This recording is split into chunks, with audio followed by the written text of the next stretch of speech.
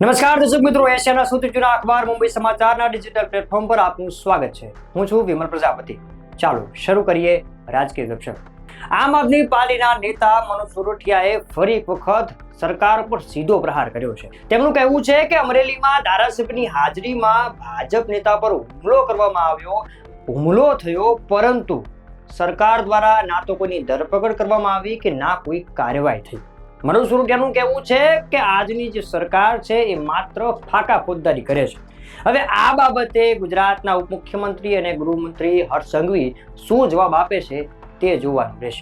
જીવલેણ હુમલો થયો, કોઈ કશું કરી શક્યું નહીં, કોઈ કાર્યવાહી નહીં. આ ફાકા ફોજદારી કરવા વાળા લોકો, કાયદાનું કામ કરવા વાળા લોકો ભાજપના નેતાઓને પણ બચાવી શકતા નથી. ગુજરાતની અંદર ટૂંક જ સમયમાં સ્થાનિક સ્વરાજની ચૂંટણીઓ યોજાવા જઈ રહી છે. આ દરમિયાન કોંગ્રેસ અત્યારથી મેદાને આવી ગઈ છે.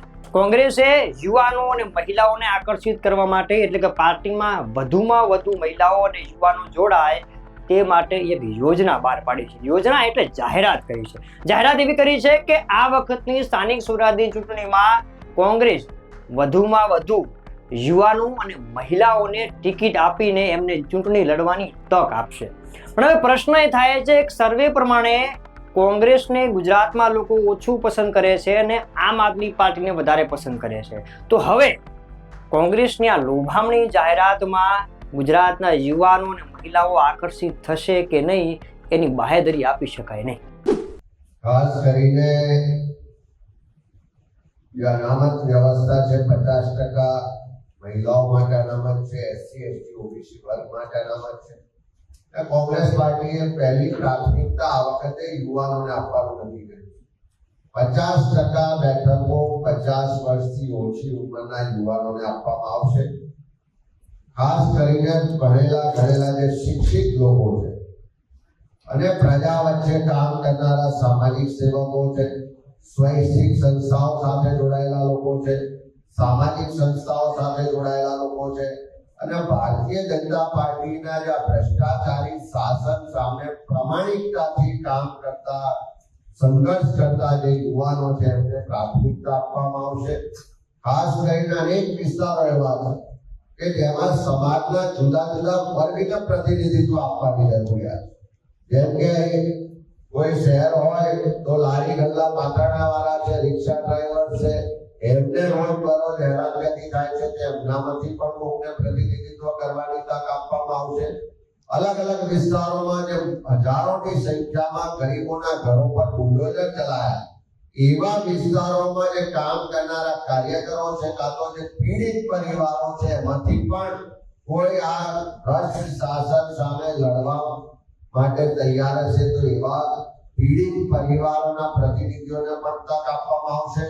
ખાસ કરીને જે મહાનગરો છે એમાં શિક્ષિત, સ્વચ્છ, પ્રતિભાવાન ચહેરાઓને વધારે પ્રાથમિકતા આપવામાં આવશે. ને ગ્રામ્ય વિસ્તારો છે એમાં ગ્રામ્ય કક્ષાએ, સ્થાનિક કક્ષાએ સર્વસંમતિથી જે લોકોને પસંદ કરવામાં આવશે એ જ કોંગ્રેસ પાર્ટીનો ઉમેદવાર હશે.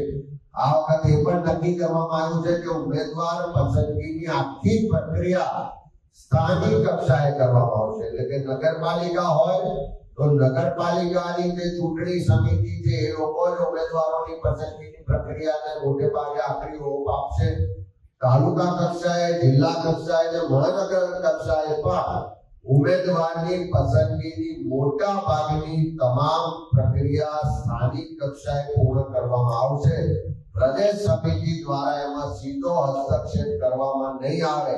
જે સંગઠન સૃજન અભિયાન અંતર્ગત સ્થાનિક કક્ષાએ નવા સંગઠનને નિમણૂક કરવામાં આવી છે, તમામ લોકો આજે પ્રજા વચ્ચે જઈને કામ કરી રહ્યા છે ને એમની પ્રાથમિકતા, એમની પ્રાયોરિટી જે છે એને અગ્રતા આપવામાં આવશે. આમ આદમી પાર્ટીના ધારાસભ્ય ચેતર વસાવા પણ ફરી એક વખત મેદાને આવ્યા છે. ચેતર વસાવાએ ફરી એક વખત સરકાર પર આક્ષેપ કર્યો છે કે સરકાર વિપક્ષી નેતાઓને ટાર્ગેટ કરે છે, એટલે કે હેરાન કરે છે. એમણે એવું પણ કહ્યું છે કે આજની સરકાર ખાખીની આડમાં તાનાશાહી જેવું વર્તન કરી રહી છે. નેશનલની વાત કરવામાં આવે તો સંસદની અંદર પણ વિપક્ષને દબાવવાનો પ્રયત્ન થઈ રહ્યો છે ને ગુજરાતમાં પણ વિધાનસભાની અંદર વિપક્ષ દ્વારા કોઈ પ્રશ્ન કરવામાં આવે, કોઈ સવાલ કરવામાં આવે તો સરકાર દ્વારા એનો સીધો જવાબ આપવામાં આવતો નથી તેવું ચેતર વસાવા કહી રહ્યા છે. સાંભળો આ ચેતર વસાવાએ હજુ સરકાર પર કેવા મોટા આક્ષેપો કર્યા છે. ગુજરાતમાં જે પોલીસની કામગીરી છે એક બે કાટલાની પ્રમાણેની કામગીરી છે. તમે પક્ષમાં રહેશો તો તમારા પર કાયદાનો કોઈ પણ સિકંજો ના લાગે.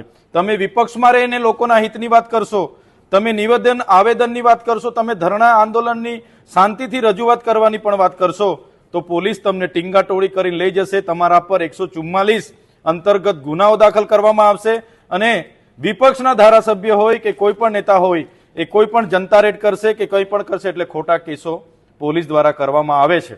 એટલે પોલીસ જે પોતે સત્તામાં બેઠેલા નેતાઓ જે નશાના મદમાં જે પોલીસનો દુરુપયોગ કરે છે એ ગુજરાતની જનતા માટે ચિંતાનો વિષય છે.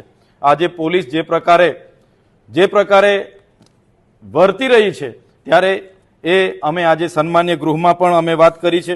એ જ પ્રકારે સન્માન્ય ગૃહમાં જે પ્રકારે આજે ગૃહમંત્રીશ્રીએ કીધું છે ત્યારે આપના માધ્યમથી એ પણ કહીએ છીએ કે જેલ સાથે અમારો નાતો નથી, પણ જેલમાં જઈને મહાત્મા ગાંધીજી હોય, સરદાર વલ્લભભાઈ પટેલજી હોય કે જવાહરલાલ નહેરુજી હોય, જેલ ભરીને પણ દેશને આઝાદી અપાવી છે. અમારા પૂર્વજ એવા બિરસા મુંડાજી એ પણ માત્ર 25 વર્ષની ઉંમરમાં રાંચીની જેલમાં શહીદી વહોરીને એ દેશની લડતમાં સહભાગી બન્યા છે. ત્યારે જેલથી અમે ડરતા નથી, પણ કોઈ પણ ગુના વાક વગર પોલીસ દ્વારા દબાવવા, ધમકાવવા, ડરાવવા માટે ખોટી FIRઓ કરીને ખોટી રીતે જેલોમાં રાખવામાં આવે છે અને ખોટા સોગંદનામા રજૂ કરીને આજ દિન સુધી પણ અમારા પોતાના વિસ્તારમાં પણ જેવા પ્રતિબંધ ફરવામાં આવે છે જે લોકશાહીનું હનન છે. અને જે પ્રકારે વિપક્ષ સરકારની આલોચના કરે અને એને દબાવવા માટેના જે પ્રયાસો પોલીસ દ્વારા થાય છે, ખાકીના આડમાં થાય છે, એ ખૂબ જ ચિંતાનો વિષય છે અને જનતા એ તરફ ચિંતા કરવી જોઈએ એવું હું વ્યક્તિગત માનું છું. ગુજરાતની અંદર પ્રેમ લગ્નનો વિવાદ ઘણા સમયથી ચર્ચાનો વિષય બનેલો છે. પહેલા કિંજલ દવે, એના પછી આરતી સાંઘાણી અને હવે કિંજલ રબારીનો વિવાદ ચર્ચામાં આવ્યો છે. બન્યું છે એવું કે કિંજલ રબારીએ એક બીજી સમાજના યુવક સાથે પ્રેમ લગ્ન કર્યા છે. એ બાબતે હવે રબારી સમાજના લોકો કિંજલ દવેનો વિરોધ કરવા માટે મેદાને ઉતર્યા છે.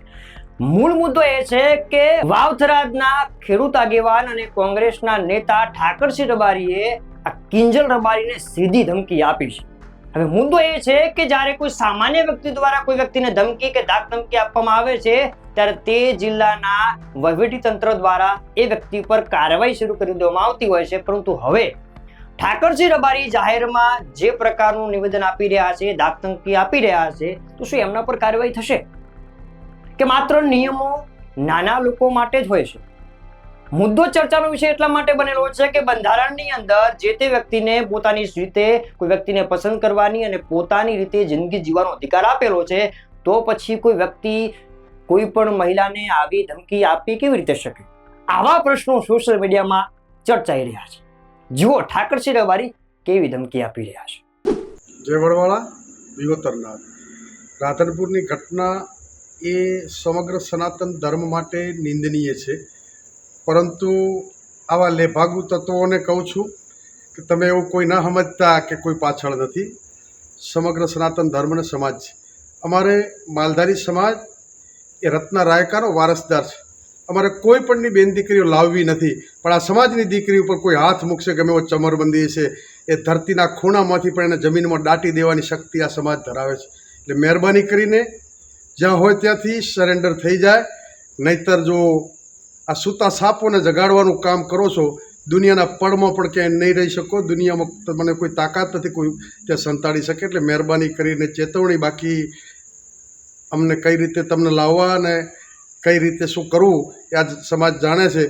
અમારે કાયદા વિરુદ્ધ ક્યાંય ના કરવું પડે, પરંતુ ઘણી બાબતો સામાજિક પરંપરા રીત રિવાજ હોય છે, ત્યાં કાયદો કામ નથી કરતો. સમાજની મર્યાદા ઉપર કોઈ વાંચ આવે અને જો હાથ અડાડે તેનો હાથ કાપતા પણ આ સમાજ ક્યારેય વાર નહીં કરે. એટલે મહેરબાની કરી અને તરત પ્રશાસનને બધા સમજી જાય ને તેના પરિણામો ખરાબ આવશે. એની જવાબદારી જે તે વ્યક્તિ અને એમના વડીલોની રહેશે. અત્યારે બસ આટલું જ. નવા રાજકીય વિવાદ સાથે, નવા રાજકીય પ્રશ્નો સાથે ફરી ગપશપ કરીશું. ત્યાં સુધી મુંબઈ સમાચારના દરેક સોશિયલ મીડિયા પ્લેટફોર્મને લાઈક કરવાનું, શેર કરવાનું અને કમેન્ટ કરવાનું ના ભૂલતા. નમસ્કાર.